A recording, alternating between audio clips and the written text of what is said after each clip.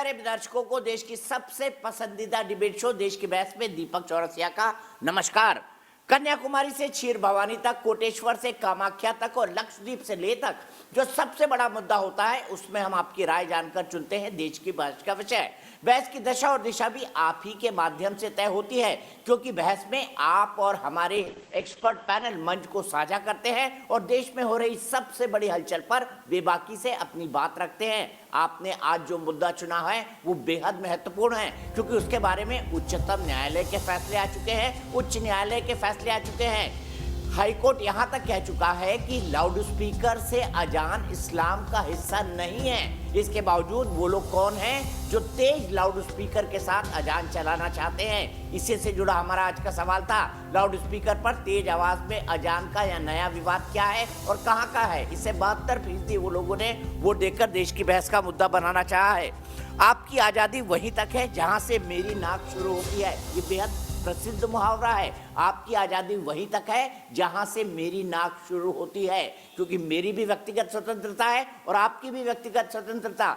इसी मुहावरे का इस्तेमाल कर डॉक्टर सुनीता जो कि वाइस चांसलर है, डॉक्टर सुनीता श्रीवास्तव इलाहाबाद यूनिवर्सिटी की, प्रयागराज यूनिवर्सिटी की, उन्होंने ये मुद्दा सरकार के सामने रखा है कि मेरे घर के बगल में जो मस्जिद है उस मस्जिद से जो सुबह 5 बजे आवाज़ आती है अजान की, उससे मेरी नींद खुल जाती है, फिर उसके बाद नींद नहीं आती और उसके बाद लगातार मेरे सर में दर्द रहता है। उन्होंने कुछ चीज़ों का भी उल्लेख किया है, इसके बारे में हाई कोर्ट और सुप्रीम कोर्ट पहले ही फैसला दे चुका है। साथ में उन्होंने ये भी कहा है कि अब ईद का मौका आने वाला है और उसके बाद सहरी के लिए रोज़ सुबह 4 बजे तेज आवाज़ों में लाउडस्पीकर से चिल्लाया जाएगा। सुनीता श्रीवास्तव की इस बयान के बाद स्थानीय मस्जिद ने तो बीच का रास्ता निकाल लिया है, लेकिन जो मुस्लिम धर्मगुरु हैं वो राशन पानी लेकर चढ़ गए और ये कह रहे हैं कि ये तो हमारे धर्म पर हमला है। देखिए क्या कहती है हमारी आज की स्टोरी और क्यों मुस्लिम धर्मगुरु इसे अपने धर्म यानी इस्लाम पर हमला बता रहे हैं।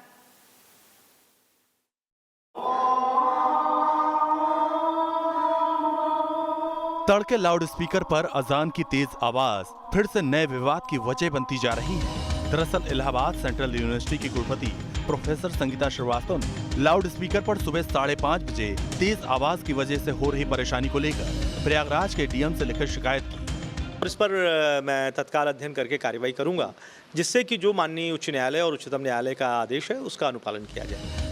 उन्होंने इलाहाबाद हाईकोर्ट के एक आदेश का हवाला भी दिया, जिसमें हाईकोर्ट ने याचिकाकर्ता अफजाल अंसारी की याचिका को खारिज करते हुए लाउडस्पीकर से अजान देने पर रोक लगाने का फैसला दिया था। अफजाल अंसारी ने अपनी याचिका में कहा था कि गाजीपुर के जिलाधिकारी ने मौखिक आदेश से मस्जिदों से अजान देने पर रोक लगा दी है, जो धार्मिक स्वतंत्रता के मूल अधिकारों का उल्लंघन है।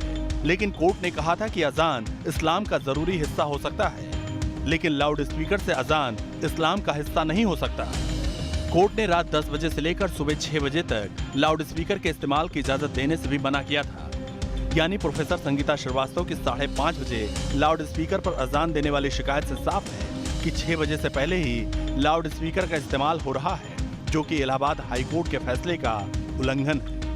आजान धर्म का हिस्सा है, लेकिन लाउडस्पीकर पर आजान पढ़ना वो धर्म का हिस्सा नहीं है, इसलिए उसको आप रिलीजियस फ्रीडम के परिधि में लाके और ये कहें कि नहीं ये जो है हम रेगुलेशन को नहीं फॉलो करेंगे या हम हाई डेसिबल नॉइस हमारा अधिकार है, ये कहने का किसी को अधिकार नहीं है। बावजूद इसके मुस्लिम धर्मगुरु इस शिकायत को बेवजह मान रहे हैं। इसका मकसद सिर्फ ये है कि किसी न किसी सूरत पर अजान पर पाबंदी लगाई जाए और जिस सूरत में अजानें हो रही हैं उनको उनकी असली सूरत में अजान से महरूम कर दिया जाए।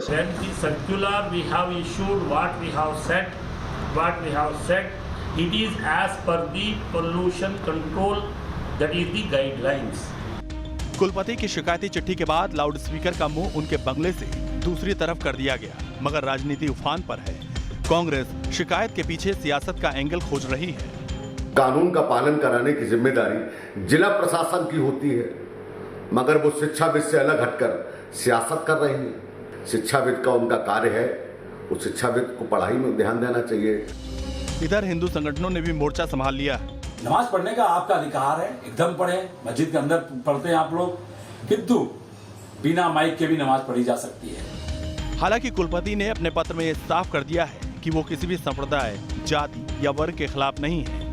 दरअसल लाउड स्पीकर पर अजान को लेकर आपत्ति पहले भी दर्ज कराई जाती रही है। देश की बहस में चर्चा है कि क्या कट्टरपंथी इस बात को महसूस करते हैं कि इससे विवाद पैदा हो रहा है और सौहार्द बिगड़ रहा है। कम से कम लोगों की दिनचर्या पर खलल तो पड़ ही रहा है। तो विवाद कहां पैदा हुआ? विवाद पैदा हुआ डॉक्टर संगीता श्रीवास्तव, सुनीता श्रीवास्तव नहीं, डॉक्टर संगीता श्रीवास्तव, जो इलाहाबाद यूनिवर्सिटी की वाइस चांसलर है, उनकी डीएम को लिखी हुई चिट्ठी से कि अजान की जो आवाज आती है, तेज आवाज आती है, उससे उनकी नींद खराब होती है, दिन भर उनके सर में दर्द रहता है। सुप्रीम कोर्ट और हाई कोर्ट इस मामले में कई बार टिप्पणी कर चुके हैं। इसके बारे में जो प्रदूषण कंट्रोल बोर्ड है वो भी कई बार टिप्पणी कर चुका है, लेकिन उसके बाद भी इसे माना क्यों नहीं जाता? हाल ही में मई में कहा था हाई कोर्ट ने कि लाउड स्पीकर से अजान इस्लाम का मूल हिस्सा नहीं है, फिर भी इस पर जिद क्यों? इसीलिए हमारा आज का सवाल है, क्या लाउड स्पीकर पर अजान सही है? आप हाँ या ना में इसका जवाब दे सकते हैं। मैं फिर से दोहरा देता हूं हमारा सवाल, क्या लाउड स्पीकर पर अजान सही है? आप हाँ या ना में इसका जवाब दे सकते हैं। आप हमारी वेबसाइट पर जा सकते हैं, आप हमारे मोबाइल ऐप का इस्तेमाल कर सकते हैं, आप हमारे ट्विटर हैंडल पर जा सकते हैं जो है @NewsNationTV। आप हमारे फेसबुक पेज का भी इस्तेमाल कर सकते हैं हाँ या ना में वोट देने के लिए। कार्यक्रम के बारे में अगर आपकी कोई राय है, कोई सुझाव है, या फिर आप शो के अंदर शामिल होना चाहते हैं, तो एक छोटा सा व्हाट्सएप बनाकर हमें 9711002266 पर व्हाट्सएप कर दें। सबसे पहले सीधे एक बड़े पैनल को अपने साथ इंट्रोड्यूस करता हूं। मेरे साथ तारिक फतेह साहब हैं, मेरे फेवरेट लेखक और जाने माने पत्रकार, कनाडा से मेरे साथ जुड़े हुए हैं। सुशील पंडित जी हैं, जिनका मैं बहुत मुरीद हूं, राजनीतिक विश्लेषक हैं। अंबर जैदी हैं, फुल प्रोड्यूसर हैं, मेरी बहुत अच्छे मित्र हैं। इफ्रा जान है, मेरी छोटी बहन है और इस्लामिक स्कॉलर हैं। मौलाना साजिद रशीदी साहब हैं, बड़ा सम्मान करता हूं इनका, अध्यक्ष ऑल इंडिया इमाम काउंसिल के। एहतेशाम हाशमी जी हैं, मेरे भाई हैं, राजनीतिक विश्लेषक हैं और सुप्रीम कोर्ट के जाने माने वकील हैं। सबसे पहले मैं आपसे जानना चाहता हूं तारिक फतेह साहब, मई में ही एक फैसला आया था जब अजान पढ़ने के लिए कहा गया था, और मई में जो फैसला आया था उसमें यह कहा गया था इलाहाबाद हाई कोर्ट के द्वारा कि लाउड स्पीकर द्वारा अजान इस्लाम का मूल हिस्सा नहीं है। क्या सही था इलाहाबाद हाई कोर्ट ये बोलने में? बिल्कुल सही था। हर मुसलमान जानता है कि अजान का और लाउड स्पीकर का कोई ताल्लुक नहीं है, क्योंकि पिछले 1400 साल के अंदर कुछ 1300 साल तो हमने नमाजें पढ़ ली जब मुसलमानों का राज था दुनिया में, और अपनी हाइट पे थे बगदाद में या दमिश्क में या अंदलूसिया में।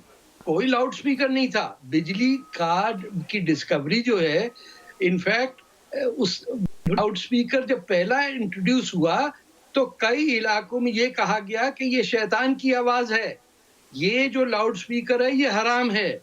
ये लाउड स्पीकर के पीछे पहले पड़े रहे। जब लाउड स्पीकर आ गया तो इन्होंने ये सोचा कि अब हिंदू को तंग कैसे किया जा सकता, बगैर कुछ किए हुए आपकी कॉन्स्टिट्यूशन की छांव के अंदर आप वही हरकत कर रहे हैं जो आपके मन में बैठी हुई है कि किसी तरह दूसरे का को चिढ़ाया जा सके। मैं आपको एक और एग्जांपल दूं कि पूरी इस्लामिक वर्ल्ड में और हमारे प्रॉफिट मोहम्मद ने भी कहा कि गाय का गोश्त मत खाओ क्योंकि इससे बीमारी होती है, ये दूध के लिए बना है। कहीं नहीं खाई जाती सिवाय आपके इंडिया के अंदर, और हमारे पाकिस्तान में भी गाय का गोश्त जो है इट इज नॉट कॉमन, ना अफगानिस्तान ना सऊदी अरेबिया। लेकिन ये जो पूरा आपका हिंदी बेल्ट है, यूपी सीपी बिहार, ये सब यहाँ पे इसलिए शौक है क्योंकि गाय ज़िबा होगी तो हिंदू को चिढ़ चढ़ेगी, उसकी नाराजगी होगी तो हमारा दिल खुश होगा। ये फंडामेंटल बेसिस है इस्लामिज्म का कि जहां बैठे आप अपनी प्रेजेंस शो करके फैलाइए, और जितना झगड़ा हो सके उसमें हमारा ही फायदा होगा, क्योंकि अल्लाह मियां ने हमें गारंटी किया हुआ है कि कुफर से लड़ाई के अंदर हम ही जीतेंगे। तो azaan is a weapon, yes, loudspeaker is a weapon, it is not an instrument to call someone to prayer, क्योंकि हर मुसलमान के आईफोन पे को 15 किस्म की ऐप आ चुकी हैं जो अजानें बजाती हैं, बजती हैं, घर के अंदर हर एक के पास है। ये बिल्कुल बेकार बात है कि सुबह सवेरे तंग करने के लिए आप 5 बजे और 6 बजे, जहां 2-4 फैमिली रहती हैं, मैंने तो हिमालय में भी जाके देखा हुआ रहा हूं, वहां पे भी ये हो जाता है और सारे बाजार के अंदर लोगों को तंग करते हैं। तो ये शरारत है, इसका ईमान, इस्लाम और हमारी मुस्लिम कम्युनिटी से कोई ताल्लुक नहीं है। अजान दी जा सकती है, अब मस्जिद में दें, मिंबर पे खड़े होकर दें, हजरत बिलाल की तरह दें, जिसकी आवाज है वो करे। लेकिन लाउड स्पीकर अगर होता तो उसी वक्त इजाद हो चुका होता। अगर अल्लाह ताला चाहते तो लाउड स्पीकर भी आ जाता मक्का के अंदर।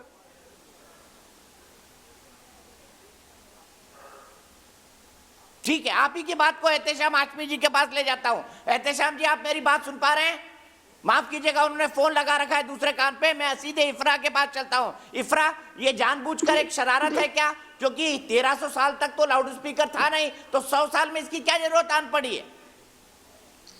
देखिए, पिछले 50 साल तक तो किसी भी मजहब के पास लाउड स्पीकर नहीं था, लेकिन आज अगर हम देखेंगे, आप किसी भी सिटी में रहते होंगे, वहाँ हर कोई टेम्पल्स में भी, यानी मंदिरों में भी लाउड स्पीकर होता है, गुरुद्वारों में भी लाउड स्पीकर होता है और मस्जिदों में भी लाउड स्पीकर होता है।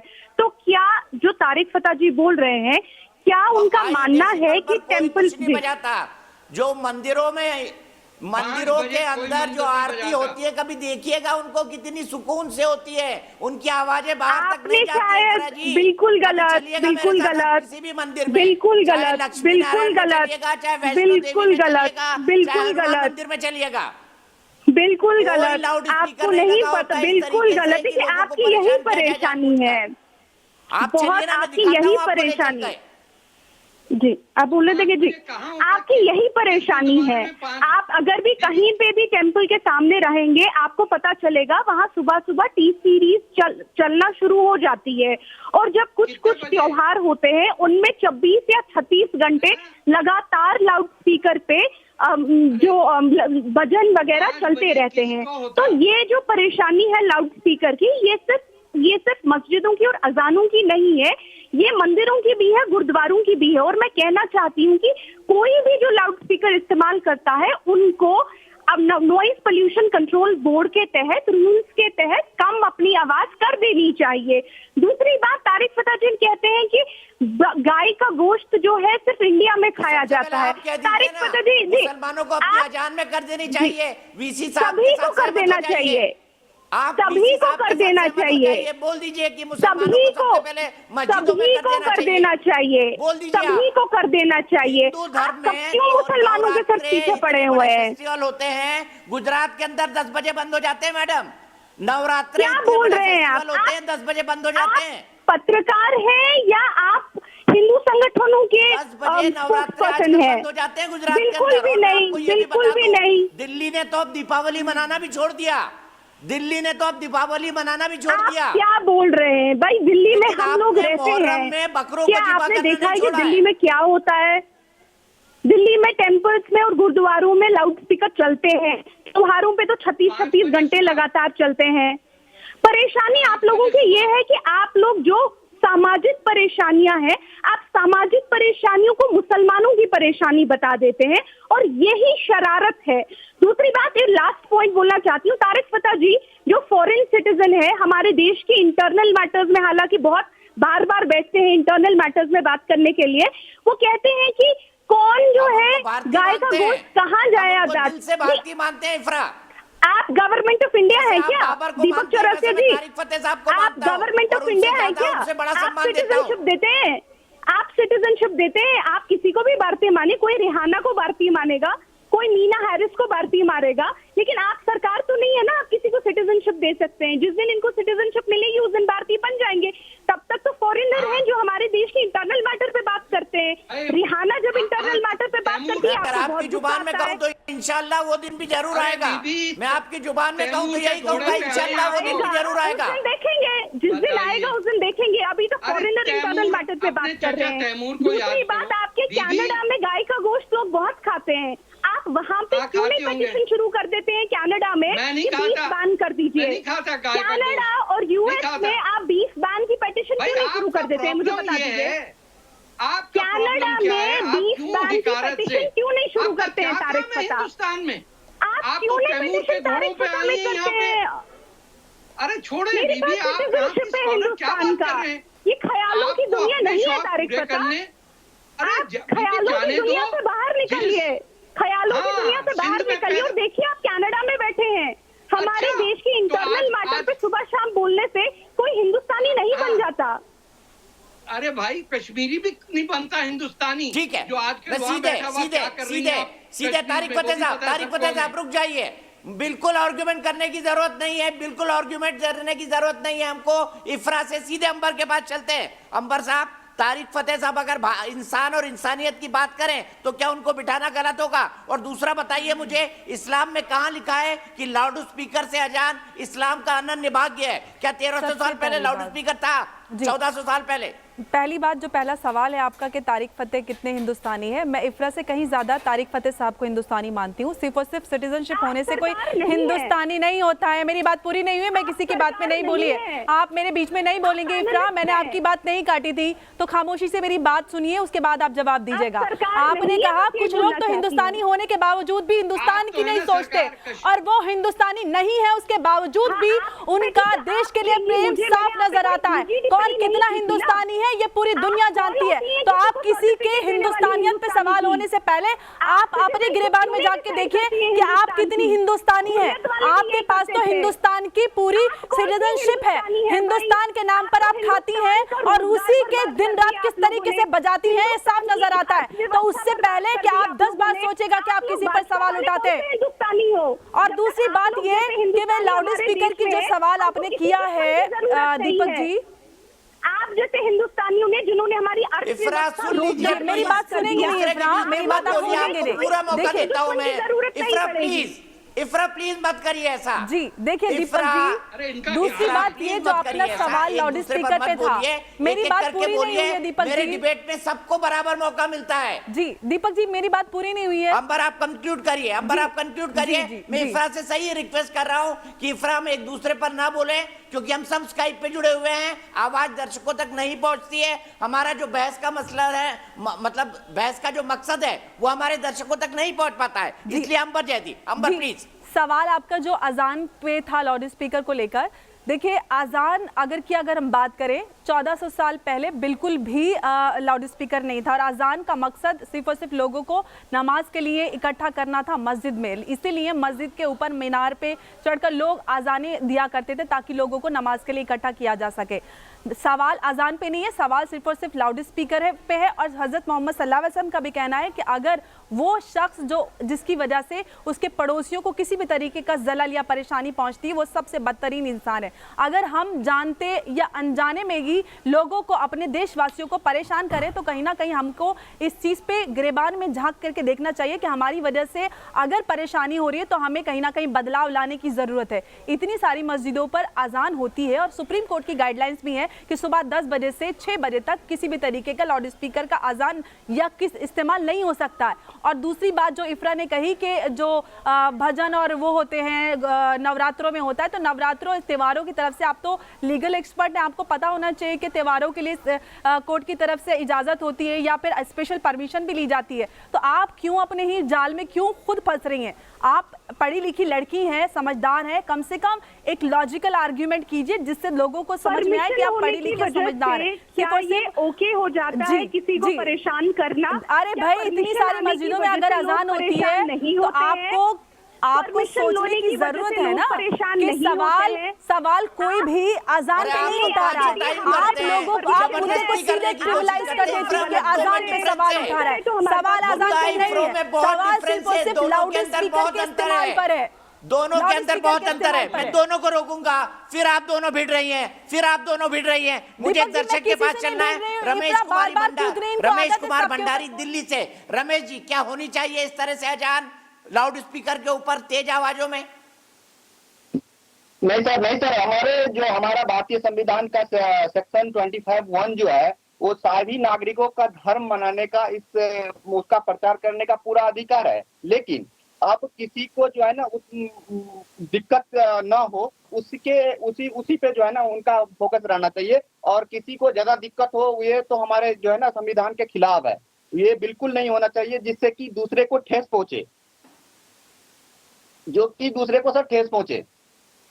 ठीक है, बहुत सुंदर बात कही है रमेश आपने, बहुत सुंदर बात कही है। सीधे मैं मौलाना साजिद रशीदी जी के पास चलता हूं। मौलाना साजिद रशीदी, इस बात को लेकर अफजाल अंसारी साहब एक पिटीशन को लेकर हाईकोर्ट में गए थे कि अजानों को लाउड स्पीकर से बजने दिया जाए।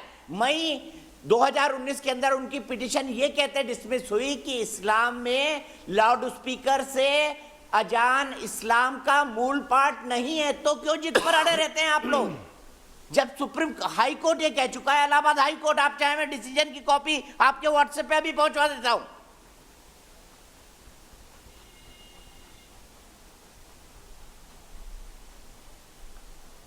दीपक भाई, उनका जो काम है वो अहले सियासत जाने, अपना काम तो मोहब्बत है जहां तक पहुंचे। अब शेर शायरी कर देखिए, मैं भी मानता हूं इस बात को कि लाउड स्पीकर जो है ये इस्लाम का हिस्सा नहीं है और किसी भी धर्म का हिस्सा नहीं है। मैं इसको बिल्कुल मानता हूं। 5 अगस्त को ये कहे कि एक दिन बाबरी मस्जिद फिर से बनेगी, दोगे कि नहीं बोलने वो आज दोगे? ये कह रहा है कि हमारा काम तो मोहब्बत है, सियासत कोई और जाने। बड़ा सेलेक्टिव एमनेशिया है आपको, बड़ी जल्दी भूल जाते हैं मौलाना साहब, बड़ी जल्दी भूल जाते हैं। दिक्कत ये है दीपक भाई, सुनिए दीपक भाई, दिक्कत ये है कि साजिद रशीदी से आपको दिली एलर्जी है। मैं अच्छा बोलता हूं तो भी आपको अच्छा नहीं लगता और बुरा बोलता हूं फिर तो आपको अच्छा लगता ही नहीं है। तो मुझे बता दो मैं क्या बोलूं, मैं आपकी भाषा तो नहीं बोल सकता। तभी रोज डिबेट में बुलाता हूं वही जो सत्य है, जो सही तभी है। रोज जब मुद्दा होता है तब डिबेट में बुलाता हूं। कहने जा रहा हूं उसको सुनिए, जो अच्छी बात है, इसी को थोड़ा प्यार थोड़ी तकरार कहते हैं। नहीं, कभी कभी अच्छी बात भी सुन लेनी चाहिए। सुनिए अच्छी बात सुन लीजिए। मैंने कहा है कि इस्लाम का हिस्सा नहीं है लाउड स्पीकर, मैं मानता हूं इस बात को, और अजान नमाज के लिए बुलाने का एक जरिया है, बिल्कुल सही बात है। आज मैं अंबर की एक बात से सहमत हूं, बड़ी अच्छी बात कही। मेरे प्यारे नबी मोहम्मद सल्लल्लाहु अलैहि वसल्लम ने कहा है कि वो मुसलमान हो ही नहीं सकता जिससे उसका पड़ोसी परेशान हो, वो मुसलमान हो ही नहीं सकता, ये सच्चाई है। अगर लाउड स्पीकर से किसी पड़ोसी को तकलीफ है तो बिल्कुल उस लाउड स्पीकर को उतार देना चाहिए। और बड़ा अच्छा काम किया है वहाँ की मस्जिद कमेटी ने कि उस लाउड स्पीकर का मुंह वहाँ से हटा दिया, बल्कि मैं तो कहता हूँ आवाज़ कम कर देनी चाहिए और इतनी आवाज़ रखनी चाहिए। क्योंकि मैं भी इमाम हूँ, मैं पहाड़गंज की एक मस्जिद में इमाम हूँ, क्योंकि वहाँ सारी हिंदू कम्युनिटी है, तो हम मस्जिद की आवाज़ को इतना कम रखते हैं कि वो सिर्फ मस्जिद के अंदर रहती है, बाहर नहीं जाती। ये अच्छाई की बात है, ये सच्चाई की बात है। हमें दोनों समुदाय को इस देश के अंदर रहना है, यही हमारा कल्चर है, यही हमारी सभ्यता है, यही हमारी पहचान है दूसरी जगहों पर कि हम सब लोग मिलजुल कर रहते हैं। एक दूसरे के दुख दर्द को समझना, एक दूसरे के साथ प्यार के साथ रहना, मोहब्बत के साथ रहना, यही हमारा कल्चर है और यही धर्म भी सिखाता है। किसी धर्म का हिस्सा नहीं है। अगर किसी भी धर्म के हिस्से में ये बात आती है कि किसी को तकलीफ पहुंचे तो उसको उससे रुक जाना चाहिए, मना कर देना चाहिए, हट जाना चाहिए, इसमें कोई तौहीन नहीं है। सुशील पंडित जी, लग रहा है मौलाना साहब बीजेपी में शामिल होने वाले हैं। सुशील पंडित जी, लग रहा है मौलाना साहब बीजेपी में शामिल होने वाले हैं।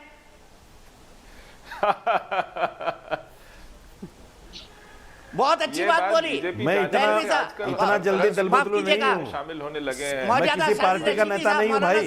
बहुत अच्छी बात बोली आपने, आज दिल खुश कर दिया, बाग बाग कर दिया आपने सुशील पंडित जी। वाह, मुझे तो विश्वास नहीं हो रहा जब मैं सुन रहा था कि यही मौलाना हैं जो आज इतना मीठा मीठा चाशनी में डुबो डुबो के लाए हैं। इनसे मैं एक चीज और जानना चाहता हूं।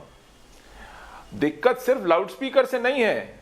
आप जानते होंगे जुमे के रोज पूरी पूरी सड़क घेर ली जाती है और ट्रैफिक रोक दिया जाता है, आवाजाही रुक जाती है और सड़क पर बैठ करके नमाज पढ़ी जाती है।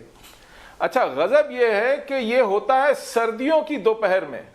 जब बरसात होती है या चिलचिलाती धूप होती है गर्मियों की, तब उनको नमाज पढ़ने की जगह आराम से मिल जाती है। तब वो सड़क पे उतर के कोलतार के ऊपर नहीं झुकते हैं। ये सिर्फ सर्दियों की अच्छी धूप में वो आकर के सड़क घेर लेते हैं और ट्रैफिक खड़ा रहता है किलोमीटर दूर तक। तो ये स्थितियां जब आप कहते हैं कि आपके प्यारे नबी ने आपको ये सीख दी है, तो ये भूल क्यों जाते हैं मुसलमान? इन्हें क्यों नहीं आप समझाते और ये क्यों झगड़े पे उतर आते हैं, मुकदमेबाजी पे उतर आते हैं? क्या ये सब सीखें टीवी बहस के ऊपर जतलाने के लिए हैं या इनका कुछ अमलजामा भी होता है? क्या सिर्फ ये बताने के लिए कि एक भी आदमी हलाक हो गया तो पूरी इंसानियत का कत्ल है और आए दिन लोग हलाक होते हैं? तो सीख देने की वही हो जो अमल में आए। शुक्रिया। मैं सीधे एहतेशाम भाई के पास चलता हूँ। मौलाना साहब, एक भी सवाल मैंने नहीं लिया है। सबसे पहला सवाल मैं उनसे लेना चाहता था, लेकिन वो कनेक्टेड नहीं थे। एहतेशाम भाई नहीं है हमारा। एहतेशाम भाई, बोलने में कथनी और करनी में अंतर नहीं है। मौलाना साहब एक मिनट रुक जाइए प्लीज, एक मिनट। मौलाना साहब कहिए प्लीज। मौलाना साहब ने जो कहा उसकी कथनी और करनी में आपको अंतर साफ नहीं दिखाई दे रहा?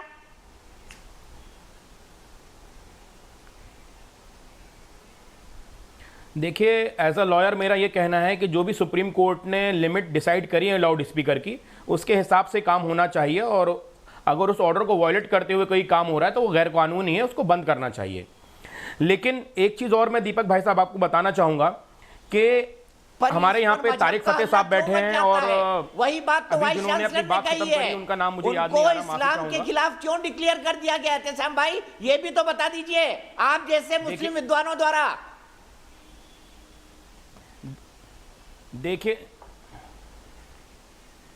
दीपक भाई साहब, आप क्यों नहीं एक पिटीशन फाइल करवाते कि हिंदुस्तान के जितने ये मुसलमान हैं वो लाउड स्पीकर यूज नहीं कर सकते? मैं आपकी पिटीशन बहस करने के लिए तैयार हूं, लेकिन इस बात को हिंदू मुस्लिम यूनिटी खराब करने के लिए एक मुद्दा बना के आप चैनल पे इलाहाबाद हाईकोर्ट में यही पिटीशन गई है कि लाउड स्पीकर के साथ हमको अजान पढ़ने दिए जाने चाहिए, और इलाहाबाद हाईकोर्ट ने रूलिंग दिया बाकायदा मई 2019 में कि ये इस्लाम का इंटीग्रल पार्ट नहीं है। इलाहाबाद हाईकोर्ट ऑलरेडी रूलिंग दे चुका है कि आप इसको हक नहीं मान सकते, आपका ये इस्लाम का इंटीग्रल पार्ट नहीं है। और बताइए और कौन सी पिटीशन चाहिए आपको?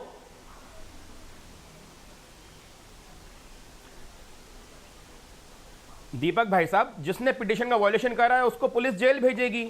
और क्या सिर्फ माइक यूज करने का अधिकार उन गुंडों को है जो दिल्ली में माइक यूज करके दंगे भड़का रहे थे, या फिर हिंदुस्तान में जो मुस्लिम और हिंदू का भाईचारा उसको खराब करने के लिए माइक यूज करते हैं जो बीजेपी के गुंडे? ताहिर हुसैन के घर पे माइक लगा था, आपको पता है ना? बीजेपी के गुंडों का ताहिर हुसैन के घर में गुलेल के साथ माइक भी लगा हुआ था।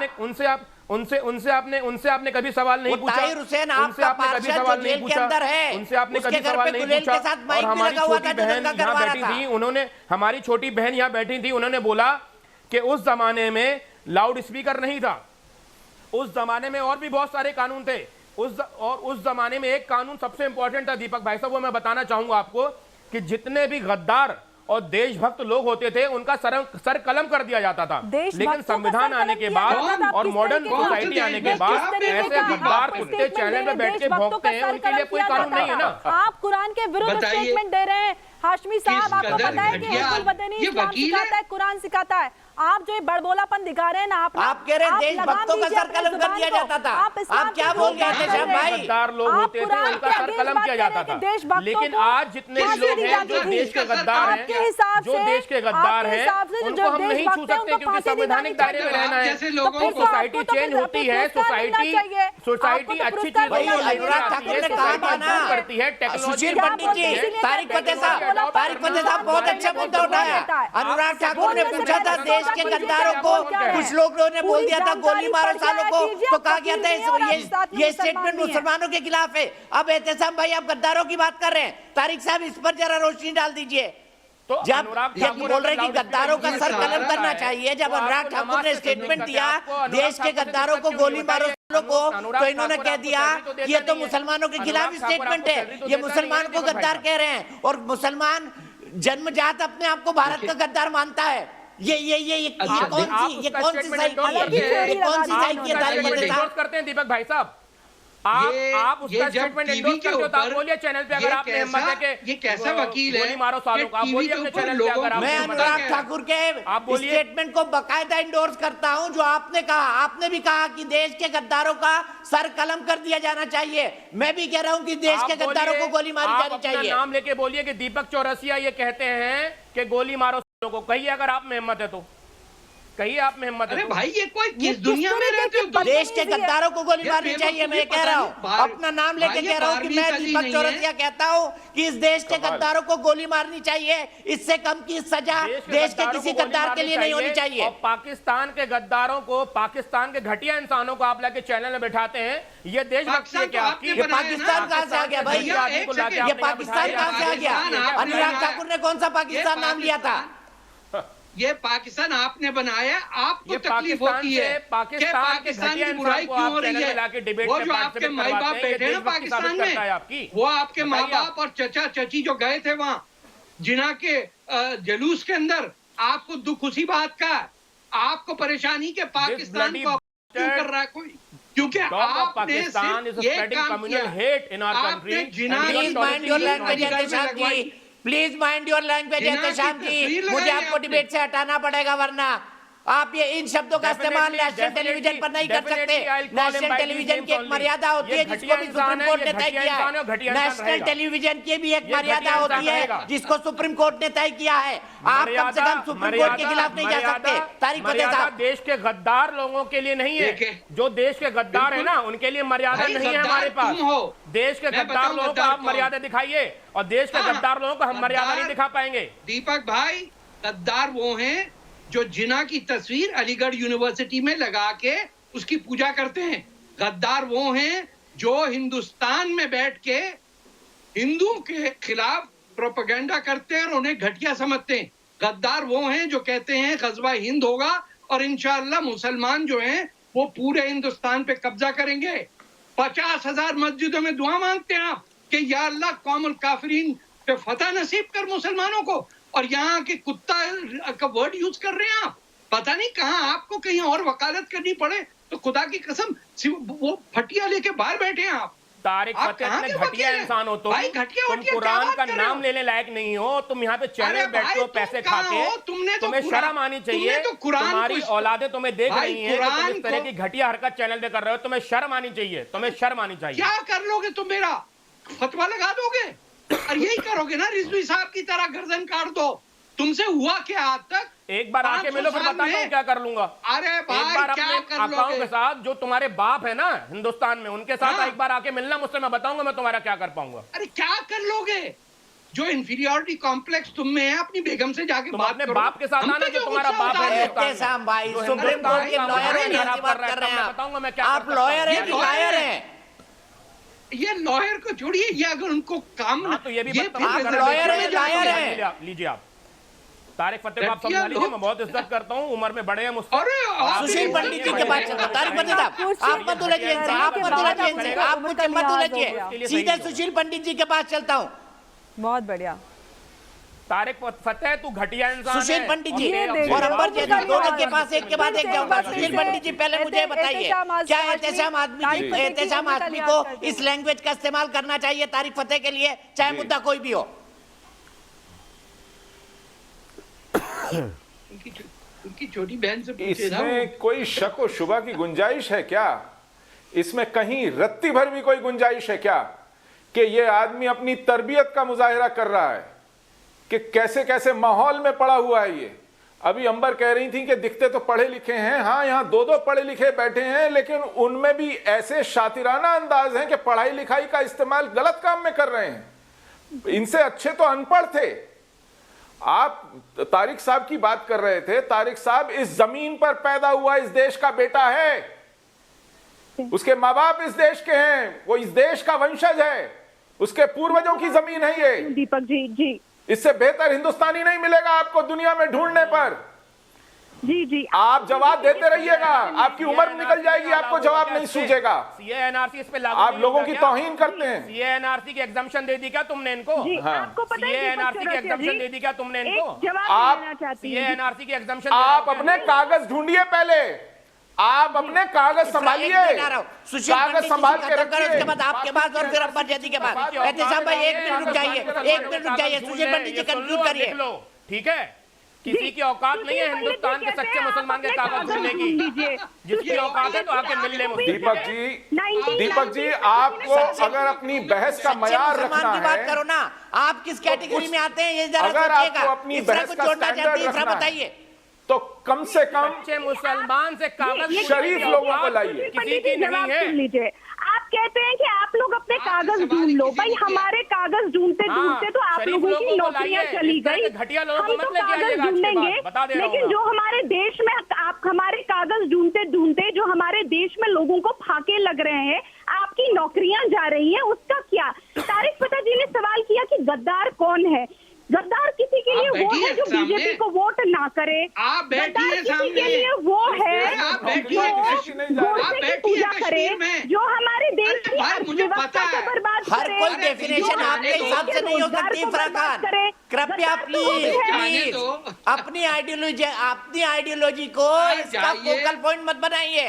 आपकी आइडियोलॉजी कुछ और हो सकती है, मेरी आइडियोलॉजी कुछ और, लेकिन देश का गद्दार गद्दार ही होगा जो इस देश के खिलाफ सोचता हो, जो इस देश के खिलाफ काम करता हो। आइडियोलॉजी के हिसाब से गद्दार कोई हो सकता है। मेरी आइडियोलॉजी के हिसाब से गद्दार वो है जिसने हमारी देश की अर्थव्यवस्था और रोजगार को बर्बाद कर दिया। क्या हमारी देश की अर्थव्यवस्था और रोजगार को बर्बाद करने वाली पॉलिटिकल पार्टी गद्दार है कि नहीं है? जिस देश में आप जैसे गद्दार हो तारिक फता जी, उस देश को दुश्मन की मुल्कों की क्या जरूरत है? आपने हमारे देश की इकोनॉमी बर्बाद कर दी, अर्थव्यवस्था बर्बाद कर दी, उसी देश का बर्बाद हो जाता है। अरे जाने दो बीबी, क्या करेंगे? हमारे देश की कमर तोड़ दी आप जैसे लोगों ने। अरे छोड़िए बात, आप क्या छोड़िए हमारे देश की अर्थव्यवस्था को आपको कोई टेंशन नहीं है, रोजगार की यहाँ के लोगों की आपको कोई टेंशन नहीं है। हिंदू मुस्लिम तैमूर की औलादों से दुश्मनी हमारी। यार ये कैसे लड़वाने आ जाते हैं पूरे आप तैमूर की औलादों में से खुद तो आप हमारे दुश्मन हैं। हम बैठे हैं हर जगह, हिंदुस्तान हर जगह है, इंडिया का झगड़ा चल रहा है हर जगह, और आपके जिहादी और खालिस्तानियों को हम निपटेंगे। नहीं है बिल्कुल। इफ्रा के लिए गद्दार की क्या डेफिनेशन है मैं पूछूंगा। तारिक साहब इनसे पूछना पड़ेगा गद्दार की डेफिनेशन क्या है। मैं सिर्फ एक बार पूछता हूँ, प्रशांत पांडे मेरे दोस्त प्रयागराज से मेरे साथ जुड़ रहे हैं। प्रशांत पांडे, देश के गद्दारों के साथ क्या करना चाहिए? प्रशांत पांडे प्रयागराज से बताइए, एहतेशाम भाई को बताइए देश के गद्दारों के साथ क्या करना चाहिए। देश के गद्दारों के लिए भारत की भूमि पे कोई जगह नहीं है। ऐसे लोगों को सीधी सी बात है खड़ा करके गोली मारना चाहिए, पहली चीज। दूसरी और महत्वपूर्ण चीज है कि madam Sangeeta Srivastava vice chancellor के अलावा एक भारत की नागरिक है, और उनके मूल अधिकारों का अगर अतिक्रमण हुआ तो उन्होंने सक्षम प्राधिकार के सामने सवाल उठाया कि मेरे अधिकारों की रक्षा की जाए। इसको धर्म, मजहब, पंथ, सांप्रदायिकता के चश्मे से जो देख रहे हैं वो चश्मे की गंदगी है, उसको साफ करें। माननीय सर्वोच्च न्यायालय ने 2012 में जस्टिस चौहान और जस्टिस स्वतंत्र कुमार की पीठ ने स्पष्ट कहा था चैन की नींद सोना आर्टिकल 21 में है, जो व्यक्ति का मूल अधिकार है। इसका अतिक्रमण किसी कीमत पर स्वीकार नहीं किया जा सकता। अगर उन्होंने अपने अधिकारों की मांग की तो इसमें किसी को चिल्लाने की जरूरत नहीं है, सामान्य सी प्रक्रिया है। उन्होंने सक्षम प्राधिकार से मांग की, इसको धर्म के चश्मे से क्यों देखा जा रहा है? यह एक चौंकाने वाली चीज है। हमारे यहाँ रात्रि जागरण, दुर्गा पूजा, गणेश पूजा में पुलिस 10 बजे के बाद सही बात है। और मैं सीसी अंबर के पास चलता हूँ। अंबर में एक चीज समझना चाहता हूँ। बहुत बहुत शुक्रिया प्रशांत, बहुत बहुत शुक्रिया। मैं समझना चाहता हूँ अंबर, लाल मस्जिद जो थी उसने बड़ी शालीनता के साथ दोनों लाउड स्पीकर के मुंह घुमा दिए, शहर की तरफ कर दिए, और उसका डेसिबल जो है 50% तक कम कर दिया। लेकिन मुसलमान धर्म के जो तथाकथित ठेकेदार हैं वो उनके खिलाफ दाना पानी लेकर चढ़ गए हैं।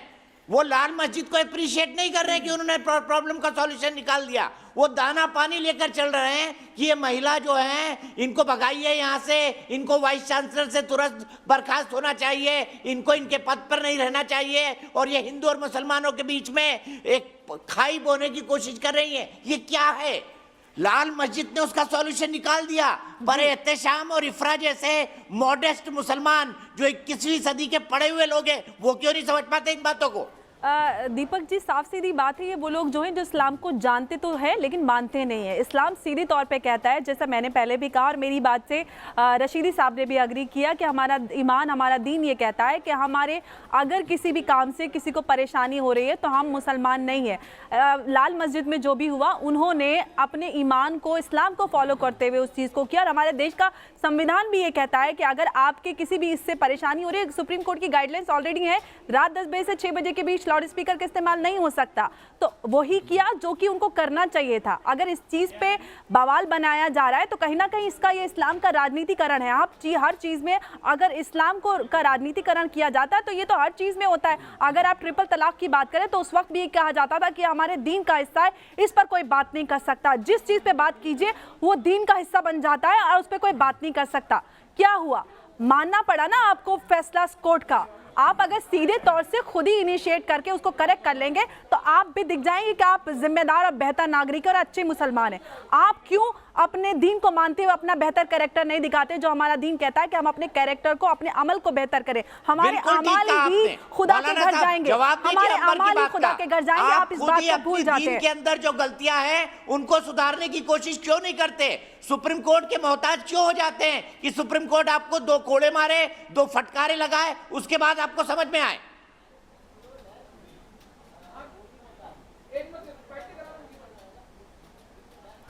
देखिए ऐसा है, इफ्रा मैं आता हूं आपके पास सर, मौलाना साहब का नंबर है, उसके बाद मैं जरूर आपके पास आऊंगा। ये दोनों चीजें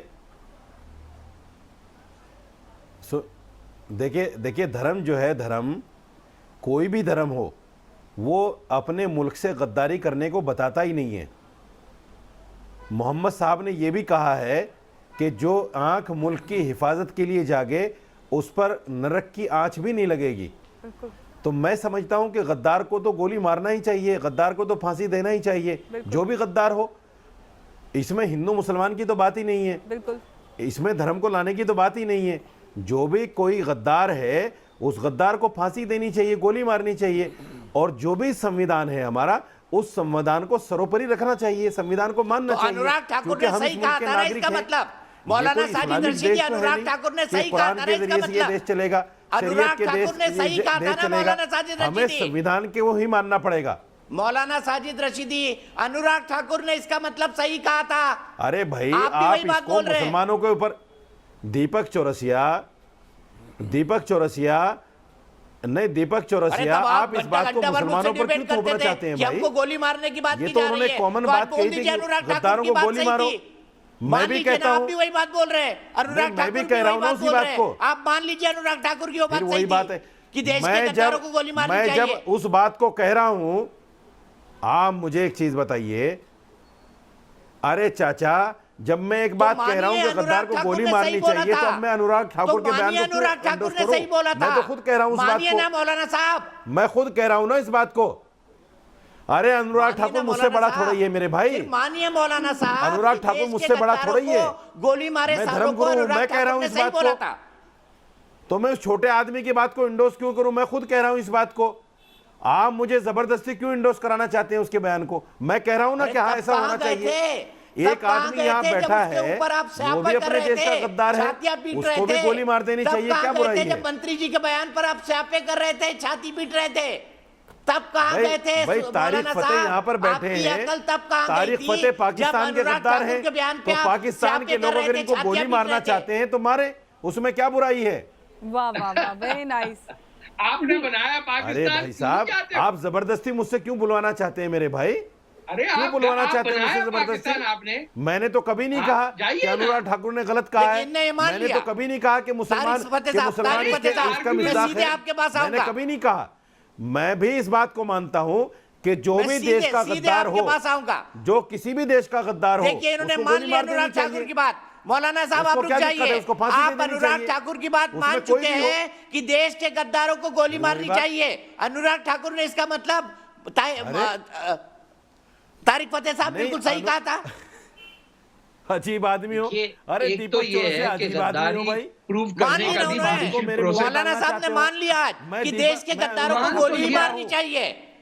मान तो लिया, लेकिन इनके मन में क्या है? मान लिया ना आपने, मान लिया ना आपने कि देश के गद्दारों को गोली मारनी चाहिए। तो इसका मतलब क्या हुआ? इनको तकलीफ इससे है, इनको पाकिस्तान से बिल्कुल मारनी चाहिए। दुश्मनी बड़ी एक देश का गद्दार और बैठा है, पेचीदा अगर लगती है। पाकिस्तान के ये लोग इसको मरे गोली जा मारना रहे हैं चाहते कि हैं तो क्या बुरा है? पाकिस्तान पे तो तनकीद आपको क्यों होती आपको है? फिर बुरा क्यों क्योंकि लगता इनके है? दिल में अभी भी हरा झंडा घूम रहा है। दीपक चौरसिया, आपको बुरा वही क्यों लगता हरा है? झंडा जो इनके दादा परदादा लेके गए थे वहां, वो आज भी दिल में चल रहा है। और ये परेशान है कि पाकिस्तान पे क्यों तनकीद होती है। आप जाए ना, अरे भाई, जिन्ना हम की तो देश तस्वीर के उतारिए नागरिक हैं अलीगढ़ तारिक पे। फतेह, हम अरे हिंदुस्तान कहाँ के नागरिक हैं, यार? हिंदुस्तान में रहेंगे। अरे छोड़िए। आप अपना सोचो, अरे ना कहाँ के पाकिस्तान के नागरिक? रहे ना हिंदुस्तान के आपका रहे। नाम नागरिक दर होना- बदर का क्या कुत्ता बात क्या कर रहे हैं? होता है? अरे आपकी भैया, हैसियत कुछ अरबों भी के नहीं, ना कुत्ते हैं, पाकिस्तानी जो ना वो उनसे क्या हिंदुस्तानी। करेंगे? आप पना ले रहे हाँ, हैं, नहीं ना। आप भीख मांग रहे हैं अरे मैं हमसे हूँ। कि हमें नागरिकता दे क्यों दो। मांग रहा हूँ? क्या मांग रहा हूँ? आप हमसे भीख मांग रहे हो छोड़िए ना, कि तारिक नागरिकता फतेह दे पर दो। डिबेट नहीं है। आपको शर्म आनी मौलाना चाहिए, साहब, मुझसे आपका भीख मांग रहे बहुत हो बहुत आप शुक्रिया कि हमें जो आपने नागरिकता दे अनुराग दो। ठाकुर की बात मानी देश के हर कि आदमी देश से के कह रहे हो गद्दारों को नागरिकता गोली दे दो। मारनी चाहिए। आप भीख मौलाना मांग रहे हो साजिद रशीदी, हमसे। आपका बहुत बहुत इससे शुक्रिया ज्यादा बेइज्जती जो आपने आपकी क्या तारिक हो फतेह सकती की, है? जो आपने अनुराग ठाकुर की आपका बात घर मानी नहीं कि है, देश के आपका गद्दारों को घर गोली नहीं है, मारनी चाहिए। आपका कोई ठिकाना आशीष नहीं कुमार है। सोलंकी मेरे एक दर्शक लखनऊ से जुड़ रहे हैं। आशीष, क्या बताएंगे, देश के गद्दारों के साथ क्या होना चाहिए? सर, सबसे पहले तो देश के जो गद्दार हैं उन लोगों को गोली मार देनी चाहिए। मैं आपकी बात से सहमत करता हूं। और उसके बाद ये कहना चाहूंगा, हमारे देश में लॉ एंड ऑर्डर को सरपरी माना गया है। इसके तहत क्या है, किसी भी व्यक्ति के मौलिक अधिकारों का उल्लंघन नहीं हो सके। ये किसी भी धर्म में नहीं कहा गया है कि आपके या आपके धर्म के वजह से किसी को भी परेशानी हो। जब लाउड स्पीकर नहीं थे, अजान तो तब भी होती थी हमारे वहाँ। और जैसा कि हमारे उच्च न्यायालय के अनुसार अनुच्छेद 25 के धार्मिक स्वतंत्रता के मूल अधिकारों का उल्लंघन है इसमें सारा। तो जिसको दिक्कत हो रही हो, वो हमारे न्यायालय के दरवाजे उनके लिए खुले हैं, वहां जाएं और वहां अपनी बात रखें। तो आज देश की बहस में हम बात कर रहे हैं कि क्या लाउड स्पीकर से अजान होनी चाहिए। मामला उठा है vice chancellor doctor Sangeeta Srivastava, Allahabad university की वाइस चांसलर है। उन्होंने इस मुद्दे को उठाया है और उनका कहना है कि चूंकि उनके घर के बगल में एक मस्जिद है जिसमें सुबह 5 बजे अजान होती है और वो इतनी जोर से होती है जिसके चलते वो सो नहीं पाती और उनके मौलिक अधिकारों का इससे हनन हो रहा है, क्योंकि स्वतंत्रता के साथ जीना भी किसी एक व्यक्ति का मौलिक अधिकार है। हालांकि इलाहाबाद हाईकोर्ट साफ कह चुका है कि लाउड स्पीकर से अजान इस्लाम का मूल विषय नहीं है, लेकिन इसके बावजूद भी लाल मस्जिद ने तो इसका निराकरण कर दिया, वॉल्यूम कम कर दिया, डायरेक्शंस बदल दी लाउड स्पीकर की। लेकिन जो मुस्लिम कट्टरपंथी हैं, मुस्लिम पॉलिटिशियंस हैं, वो पिल पड़े हैं डॉक्टर संगीता श्रीवास्तव पर। वो पिल पड़े हैं डॉक्टर संगीता श्रीवास्तव पर, कह रहे हैं कि मजहबी लड़ाई क्यों लड़ रही है वाइस चांसलर। यहाँ मुद्दा वाइस चांसलर का नहीं है, यहाँ मुद्दा ये है कि क्या कुछ लोग जानबूझकर मजहब के नाम पर ऐसी अनाधिकृत और सुप्रीम कोर्ट के आदेश के विरुद्ध की बातों को क्या लगातार मानते हैं। इसी पर हम बात कर रहे हैं। मेरे साथ कई सारे खास मेहमान जुड़े हुए हैं। मेरे साथ तारिक फतेह साहब हैं, लेखक और पत्रकार कनाडा से। मेरे साथ सुशील पंडित जी हैं, रूट्स इन कश्मीर से जुड़े हुए हैं, राजनीतिक विश्लेषक हैं। मेरे साथ अंबर जैदी हैं, फिल्म प्रोड्यूसर और सोशल एक्टिविस्ट हैं। मेरे साथ इफ्रा जान हैं जो कि एक इस्लामिक स्कॉलर है और साथ ही साथ वकील भी हैं। मेरे साथ मौलाना साजिद रशीदी हैं, अध्यक्ष हैं ऑल इंडिया इमाम एसोसिएशन के। मेरे साथ एहतेशाम हाशमी साहब हैं, राजनीतिक विश्लेषक हैं और सुप्रीम कोर्ट के वकील हैं। सबसे पहले बहस को शुरू करूं उससे पहले दर्शक की एक राय जानना जरूरी है कि अब तक की बहस से उसने क्या समझा। मेरे दर्शक अनिल चतुर्वेदी जयपुर से मेरे साथ जुड़े हुए हैं। अनिल, बताइए क्या क्या लगता है बहस को देखकर आपको? देखिए, ऐसा है कि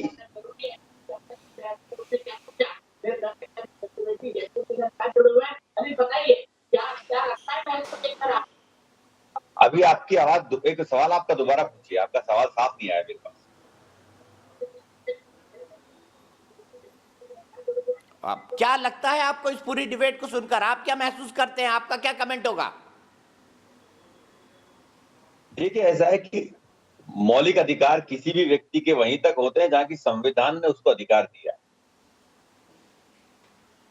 संविधान के अगर किसी व्यक्ति को यह अधिकार मिला हुआ है जिसमें कि उसको धार्मिक स्वतंत्रता का अधिकार भी है, और धार्मिक स्वतंत्रता के अधिकार का अगर वो सदुपयोग करता है, कानून में रहते हुए अगर उपयोग करता है, तो मेरी तरह से कहीं, मेरी नजरिए से कहीं गलत नहीं है। परंतु यदि कानून के दायरों को तोड़कर कोई सरकार या कोई भी व्यक्ति अपने अधिकारों का उल्लंघन करता है, दूसरे के अधिकारों का हनन करता है, अपने क्षेत्रों का अतिक्रमण करता है, तो वो गलत है। यहां देखने वाली बात यह है तो अनिल चतुर्वेदी, मुद्दा यही है कि यहाँ पर वाइस चांसलर के जो अधिकार हैं राइट ऑफ लिविंग के, उनका हनन किया गया है, क्योंकि सुप्रीम कोर्ट साफ साफ कह चुका है कि 10 बजे रात से लेके सुबह 6 बजे तक किसी भी तरह का कोई लाउड स्पीकर का कोई शोर किसी भी माध्यम से नहीं होना चाहिए। सीधे मैं चलता हूं सुशील पंडित जी के पास। सुशील पंडित जी, हमने बहुत बातें सुनी इस बहस के अंदर, लेकिन वो लोग कौन हैं जो इसको अब एक राजनीतिक मुद्दा बना रहे हैं, जबकि लाल मस्जिद ने तो इस मुद्दे को सॉर्ट आउट कर दिया है?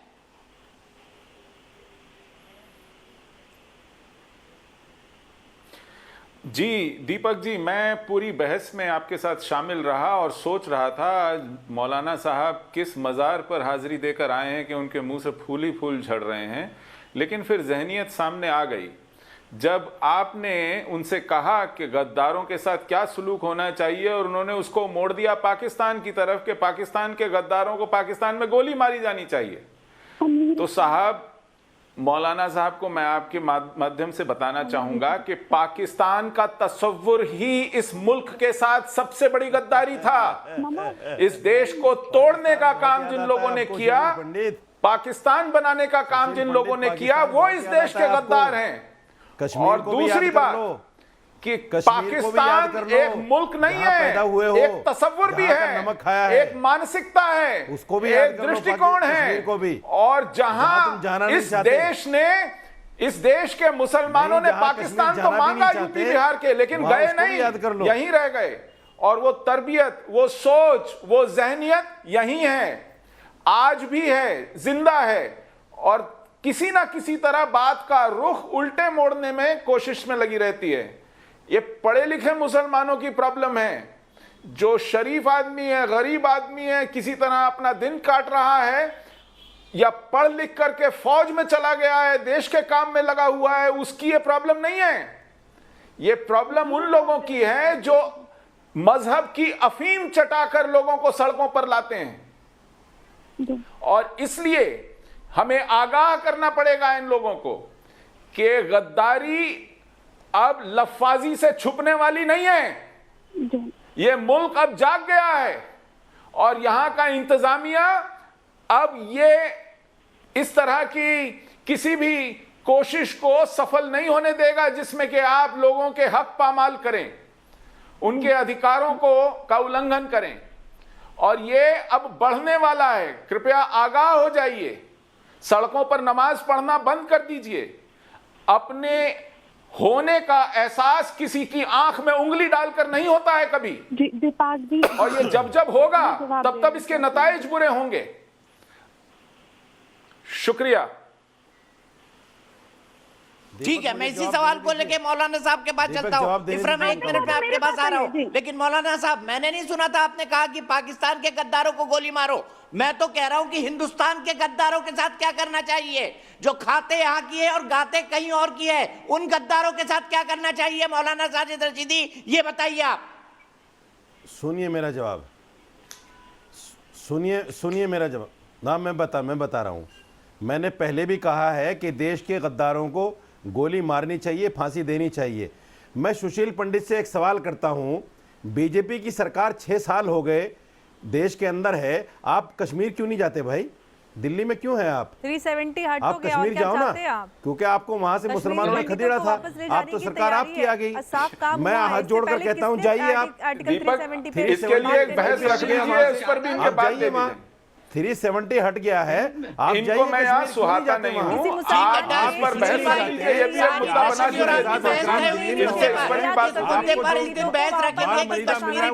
वापस कश्मीर क्यों नहीं जाते? लेकिन मैं आपको लाना चाहूंगा यहाँ पर बैठी जो सबसे बड़ा पॉइंट है वो बंदूक।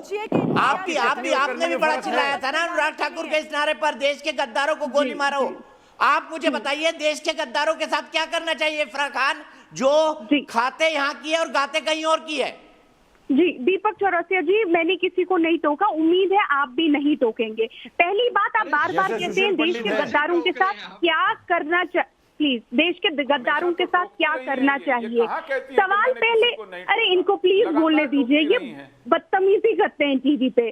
पहली बात, आप कहते हैं देश के गद्दारों के साथ क्या करना चाहिए, देश के गद्दारों को पहले आप मुझे बताइए, गद्दार डिक्लेयर कौन करेगा? क्या इफ्रा जान बैठेगी और कहेगी गद्दार कौन है? क्या तारिक फतेह बैठेंगे और कहेंगे गद्दार कौन है?